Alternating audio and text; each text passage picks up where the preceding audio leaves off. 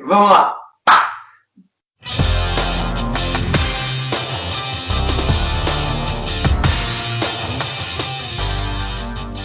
Olá, bem-vindos a mais um Samurai Master Podcast. Meu nome é Calu. Eu, o Rodrigo. E hoje a gente vai falar sobre o capítulo 868, Bazooka KX. Bom, o capítulo ele começa com um pequeno flashback, aí segundos antes, né, daqueles mísseis KX colidirem com a Big Mom. A gente teve todo um flashback no passado e finalmente voltou, né, para ela. Aqui a gente vê que, mas assim, depois dessa volta pro presente, a gente tem uns flashes de novo do passado dela, né, que mostram que tinha mais duas pessoas presenciando o sumiço da Mãe Caramelo e as crianças, né? Sumiço entre aspas, né? Um foi um gigante que espalhou, né? Um gigante que estava ali perto, né? Com a tripulação dele. Esse gigante olhou aquilo horrorizado e saiu correndo dali, né? E foi contar para o resto de Elbaf sobre o que tinha acontecido, né? Com a Mãe Caramelo, o que a Charlotte Ligne tinha feito com ela. Isso acabou espalhando a reputação, né? Da Charlotte Ligne pelo mundo como um monstro, né? E o outro foi um cara chamado Strausen, né, é o nome dele, que tem a fruta que transforma todos os objetos em comida, a Kuku no Mi. Ele acabaria virando o chefe, né, da Big Mom e o primeiro membro oficial do grupo dela, né. E, enquanto isso, né, a gente volta pro presente e a gente tem aí o Capone finalmente atirando, né, os mísseis junto com o grupo dele, né, os mísseis KX. E quando finalmente os mísseis vão atingir ela acaba repelindo eles com uma rajada de energia, né, basicamente, feita com, né, o choque dela, né, da reação dela, e destrói os mísseis no ar, antes de colidirem, né, no corpo dela, destruindo basicamente todo o plano que o Capone tinha, né. E aí eles acabam saindo correndo, né, eles e os Mugiwaras fogem dali, né, eles têm que fugir antes que os filhos da Big Mom tentem chegar neles, né, tentem alcançar eles. O César, né, como a gente tinha visto em alguns capítulos anteriores, ele estava com um espelho como, né, uma forma de fuga para eles, bem na porta, né, de entrada do local da festa do chá. Só que com esse choque da Big Mom, esse espelho acaba sendo estilhaçado e tudo vai pro saco, né? E eles acabam sendo encurralados pelos filhos da Big Mom.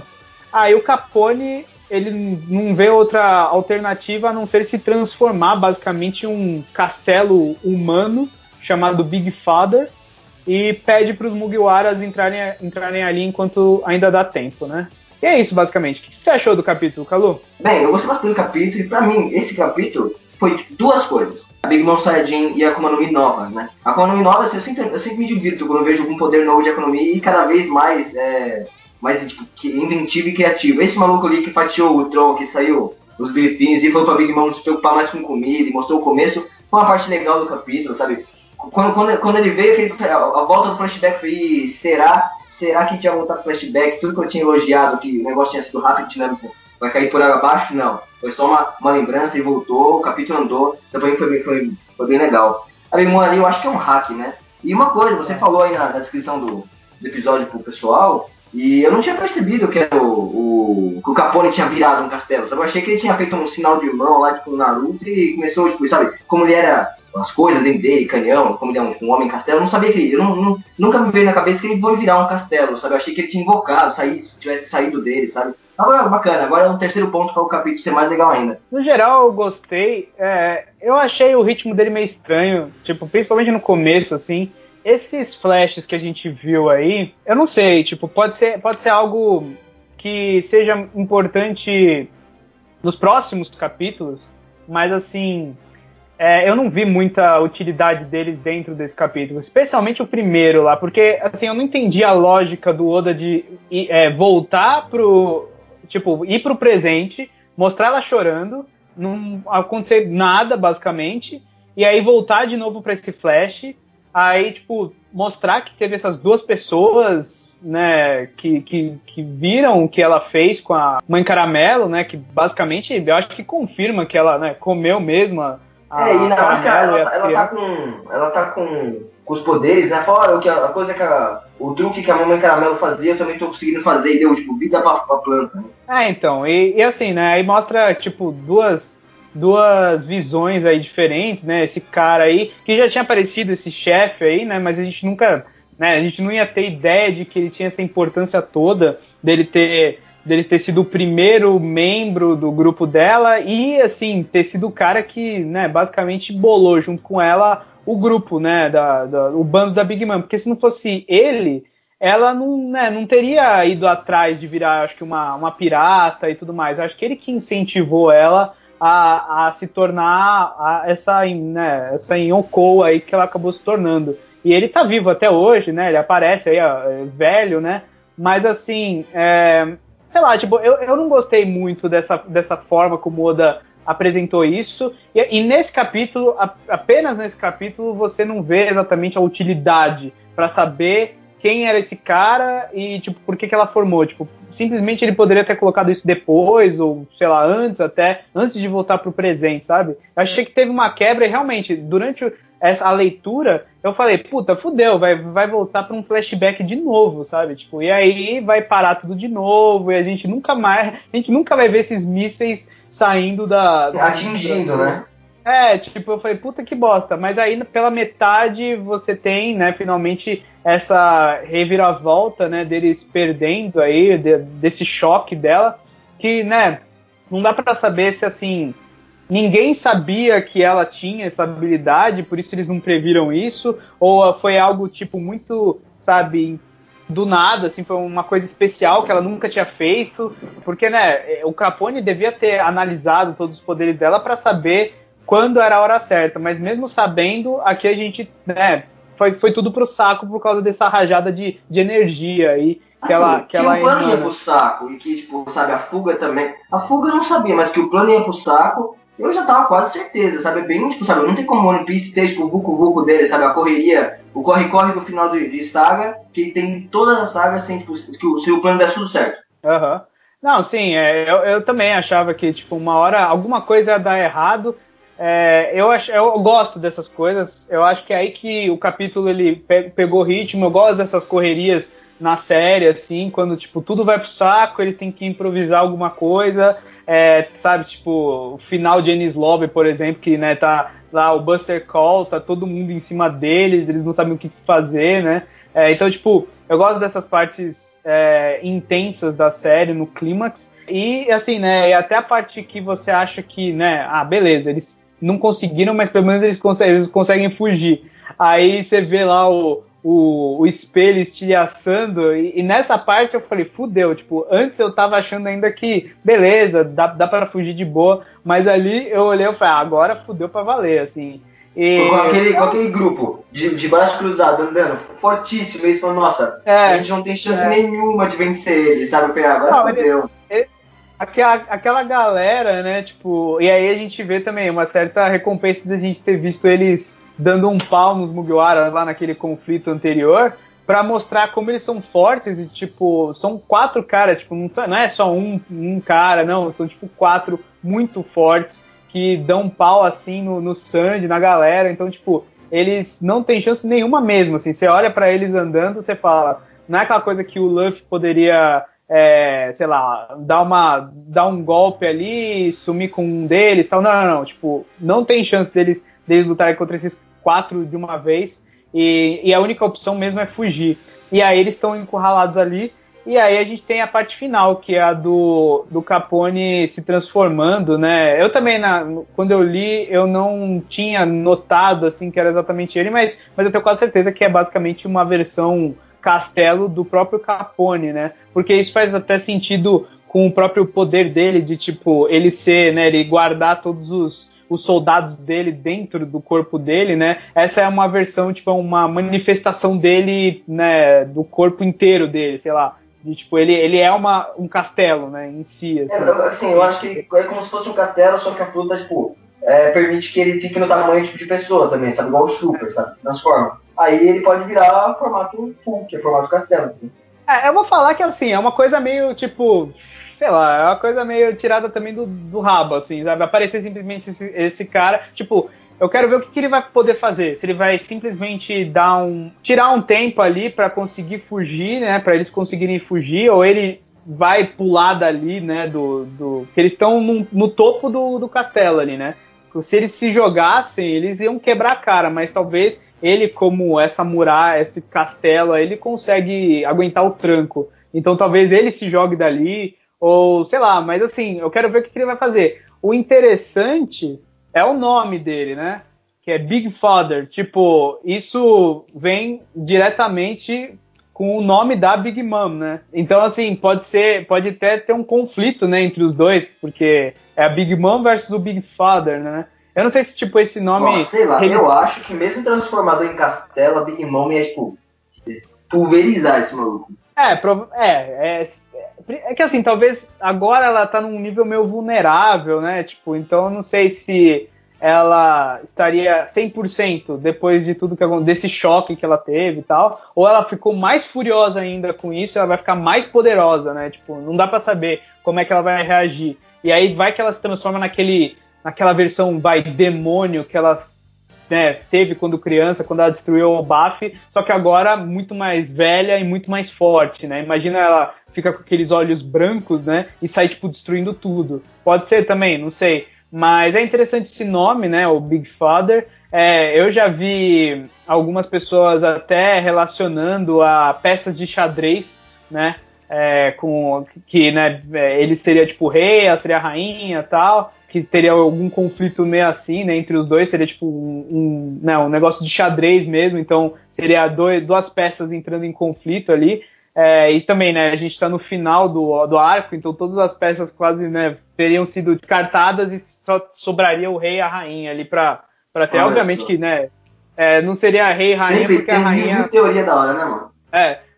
A rainha tem outro papel no jogo do xadrez, mas eu tô falando que seria, tipo, o rei branco e o rei preto, entendeu? Tipo, teria um lance, assim, de rivalidade.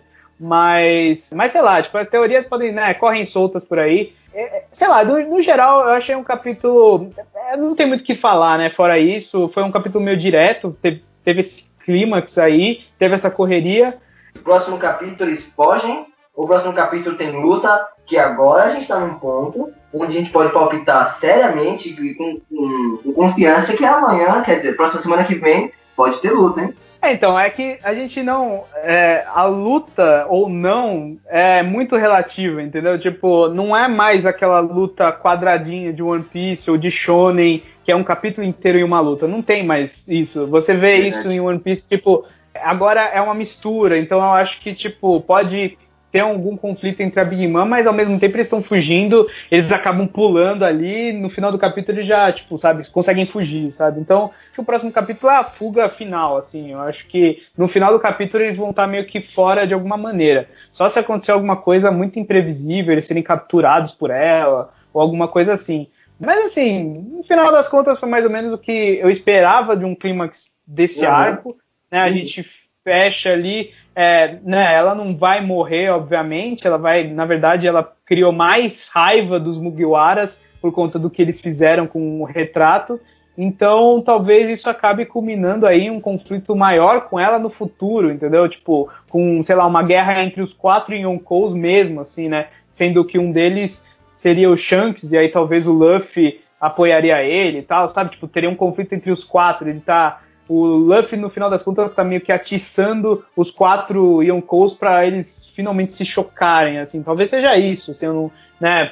Pode ser isso que o Oda esteja planejando. Uma curiosidade, no flashback que aparece a Big Mom meio jovem ainda, né? E né, tipo, matando um monte de gente ali e tal, né, aumentando a fama dela, tem um cara com uma camisa com um Panda Man na estampa, bem embaixo do balão que ela tá falando, que ela tá fazendo uma promessa, né, com a Mãe Caramelo, que ela quer um mundo em paz. É engraçado isso, né, tipo, ela é basicamente assim, ela é o exemplo de uma pessoa com as melhores das intenções fazendo tudo errado, né, tipo, ela querendo a paz e um mundo melhor, ela acaba destruindo tudo, né? Tipo, então é interessante esse tema também em One Piece, né? Tipo, ela não é uma pessoa talvez má. Ela não é um vilão com a maldade no coração. Só que assim, o jeito de fazer, já conseguir o que ela quer, de conseguir a proposta boa, é que ela não tem noção das coisas, só uma personagem meio ignorante, entendeu?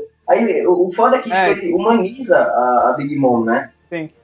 E o Bandaman eu não tinha visto, hein? Porra. Acho que todo esse flashback pelo menos serviu para humanizar mais, porque até agora ela realmente tinha sido vista como um monstro, né? Ela é um monstro, acho que a natureza dela, assim, a força dela é de um monstro, mas por dentro ela ainda é uma criança, sabe? Tipo, ela não superou o trauma quando ela era criança, então, tipo, ela ainda tem dentro da cabeça dela aqueles 5 anos, ela ainda tá naqueles 5 anos de idade quando ela perdeu a mãe Caramelo. Aquilo traumatizou ela para sempre e ela ficou meio que, tipo, travada, assim, né?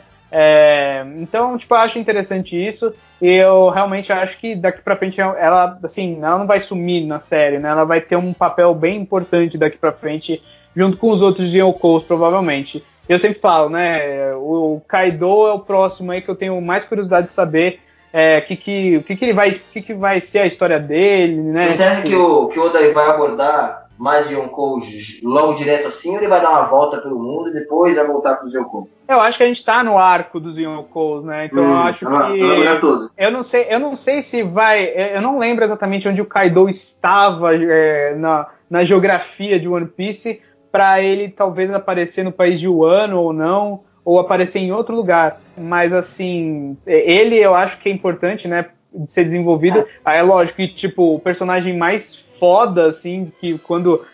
Se um dia vai ter um flashback, é o que eu mais quero, assim, é o, sei lá, o passado do Shanks, né? Tipo, porque seria muito fascinante ver sei lá, a origem do Shanks, né? Da onde ele veio, porque, né, basicamente ele é um dos primeiros personagens da série, né? E, tipo, ele é muito misterioso até hoje.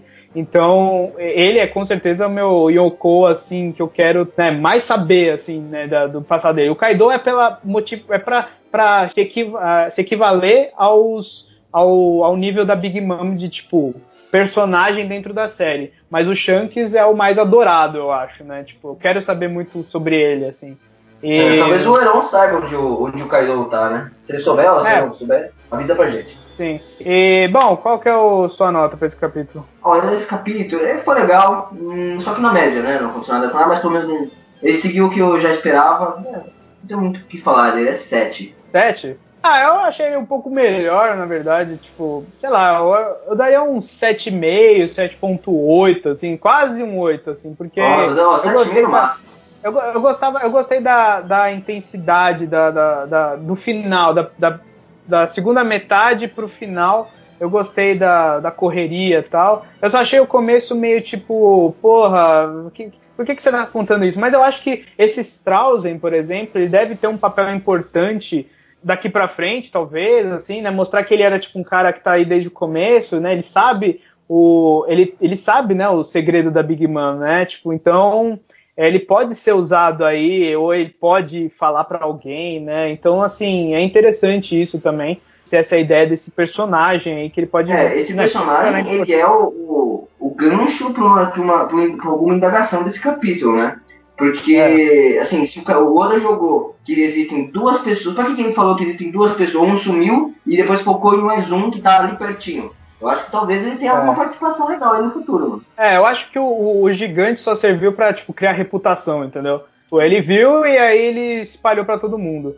Mas, enfim, eu acho que, tipo, sei lá, foi um bom capítulo, mas em termos de ficar falando sobre ele, não tem muito o que falar, assim. Eu acho que foi basicamente isso mesmo.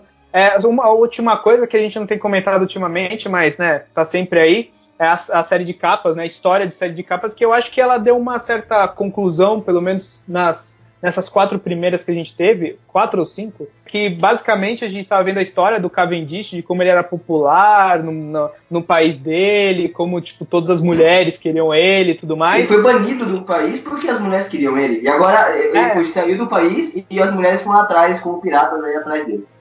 Eu acho interessante, tipo, a estrutura da história, que, assim, basicamente, agora a gente vê que ele estava contando isso para a tripulação, né, contando o passado dele, para mostrar que aquelas pessoas que estavam perseguindo eles, não eram inimigos, eram, tipo, mulheres mesmo. Então, tipo, o que a gente viu até agora era a história que ele tava contando, a tripulação, e os caras, tipo, ali falando, porra, por que você tá contando isso pra gente, sabe? Tipo, foda-se. Mas ele tava contando só pra justificar aí que tem, tipo, um monte de mulher atrás dele, né? Achei interessante. Eu não sei se agora acaba essa história do Cavendish e vai pra outra tripulação Podia mostrar, porque agora eu acho que vai começar a mostrar a frota modular, né? E eu podia começar um por um, mostrando um contozinho de 5 capítulos de cada um, ia ser muito legal. Então, eu acho que seria interessante. Eu ia gostar de ver daquele maluco dentuço que faz o poder da barreira, sabe? Então, é o fã deles, né? O fã. Bom, então é isso. É só mencionar aqui que no último capítulo a gente não falou, no último podcast a gente não falou do comentário do Heron Francisco, mas ele fez um gigantesco minutos, assim, horas depois que a gente tinha gravado lá o podcast, e ele comentou sobre os últimos 2 capítulos, falando um monte de coisa, concordou com a gente que talvez esse arco, né, ele realmente não vai durar tanto, falando sobre o Luffy não ter poder suficiente para derrotar a Big Mom agora e tudo mais. Realmente, né, tipo, não... Ele falou muita coisa parecida com o que a gente falou no capítulo. Assim, a gente gravou e falamos, tipo, sabe, X coisas. Ele falou Y coisas, só que dessas coisas que ele falou, bastante batia com a nossa. Então, basicamente, ele falou o que a gente falou. E, assim, falando do Luffy, eu acho que realmente ele não consegue nem derrotar os generais da Big Mom. Tipo, eles em si já são muito poderosos. Então, imagina a Big Mom em si, assim, não teria nem chance. Tem um problema nisso tudo, que assim, se o Luffy tá tão fraco desse jeito, sabe, o quão perto ele tá de alcançar o One Piece, entendeu? Porque você tem, tipo, sabe, mas o One Piece, os generais de um Yonkou só já tipo, derrotam eles, entendeu? E tem a Marinha, então, tipo, será que eles estão tão longe assim de ser forte o suficiente pra, tipo, ir lá e conseguir o One Piece? Mas eu não acho que o One Piece é um teste de força, entendeu? É isso que é fascinante. Mas assim, pra chegar lá eles precisam de força, entendeu? Não, mas não exatamente. Eles precisam também de inteligência também. Tipo, eles precisam ter... eu acho que o Kari, assim, reunir forças, mas não só força física. Forças também em termos de força, como chama? Não política, mas bélica, sabe? Tipo, reunir amigos e pessoas poderosas para ajudarem eles. Então, assim, tipo... eu gosto dessa ideia porque o One Piece poderia sair um pouco desse clichê de shonen que, sei lá, o protagonista ele tem que ser o mais forte de todos. Um dos meus shonens favoritos é o Shaman King, porque também ele foge um pouco dessa regra, porque o protagonista, ele não tem, tipo, durante toda a série, você sabe que ele não tem capacidade nenhuma de chegar no mesmo nível que o principal vilão da série, que é o Hal, né? Então, você sabe que ele não tem como chegar nele, mas eles têm alguns meios para impedir dele se tornar o Shaman King. É a mesma coisa aqui, tipo, o Luffy ele não precisa ser o homem mais poderoso de todo o mundo de One Piece, porque eu acho que é impossível dele fazer isso vendo as pessoas que existem nesse mundo, sabe? Existem, tipo, pessoas muito poderosas, tipo, fora os Yonkous, tem os caras da marinha, tipo, esses caras eles são muito poderosos, tipo, o Luffy ele teria que, sei lá, se transformar em um deus pra começar a ganhar desses caras. Ia virar um protagonismo muito, muito bosta, assim, sabe? Então eu acho legal essa ideia de... do Bleach, né? Tipo, eu acho legal, ou Naruto, sabe? Tipo, que ele vira um deus no final, basicamente. Mas assim, tipo, eu acho legal essa ideia de o Luffy não ser o mais poderoso do mundo, mas mesmo assim conseguir o One Piece por outras formas, porque não é só força física que você consegue, né? Outras maneiras também, né? Estratégias e alianças, e sabe, você vê que alianças são uma parte fundamental nessa nova fase, né? No novo mundo de One Piece, né? O Luffy tá sempre agora tendo que ter alianças com os outros supernovas, né? Então, tipo, eu acho isso muito interessante na série, que no final das contas eles vão ser muito poderosos, eles têm força, mas eles não são os mais poderosos do mundo. E aí, quando eles batem de frente com uma parede, né, do nível da Big Mom, que é, tipo, super poderosa, ou do Kaido, porque, meu, a gente vê a Big Mom, mas pelo que dá pra ter uma ideia, o Kaido é tipo uma muralha, assim, tipo, ele é impossível de ser derrotado. Então, assim, é muito interessante ver isso. Personagens que, tipo, não dá. deu ruim, entendeu? Não dá pra derrotar o cara. Verdade, então eu acho justíssimo. Mas assim, né, não dá pra saber se o Oda tá planejando isso mesmo. Vai que, sei lá, o Luffy começa o Gear 50 é ele se transformando em um Buda e matando todo mundo. Não sei, mas assim, tipo, eu gostaria que a série começasse a andar de uma forma menos linear de shonen de batalha. Ele pudesse começar a inovar em alguns pontos. Mas, enfim, então é isso. A gente continua aqui nossas especulações no próximo capítulo aí, que provavelmente vai ser tão intenso quanto esse, né? Se continuar nesse nível. E é isso então. Então, se você curtiu o podcast, dá um like aí, comenta o que você tá achando desse arco, desse clímax do arco. E se inscreva no canal se você ainda não se inscreveu. A gente vai ficando por aqui. Falou! Falou!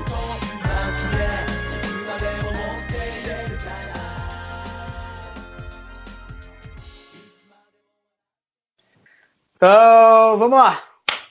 Olá. Peraí. O que eu falava mesmo? Eu esqueci agora. Caralho, olha, é isso aí eu espero de mim, sabe? Tipo, você falou, olá, bem-vindos a mais um Samurai no seu podcast. Meu nome é Rodrigo, e eu, porra, o que eu falo agora? Aí eu ia ficar preocupado. Não, aí é normal, mas você...